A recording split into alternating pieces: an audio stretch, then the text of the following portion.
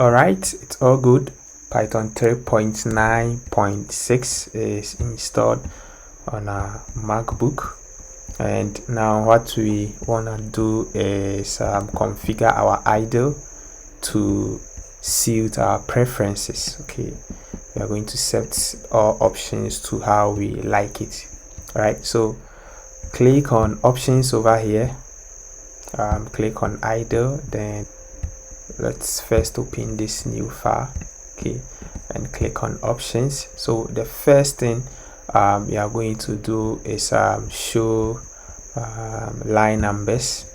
Okay, now we have line being numbered, so that's the first thing you have to do, and this will help in debugging of programs. Okay, and the second thing is you go to idle here and click on that, then you click preferences.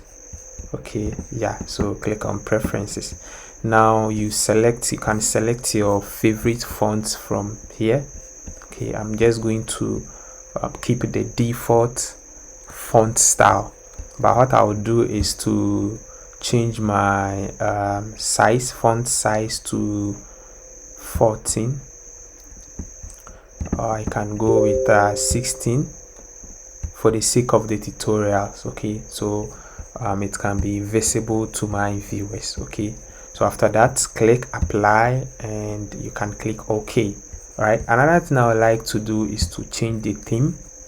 So click on highlights over here, and you can drop down here and use the idle dark. Yes, I like the idle dark. Okay, so that you can click apply, and if you have any other configurations you want to, you can go through, but make sure you don't mess up with something you don't understand. Okay, all right, so this was just a quick short one.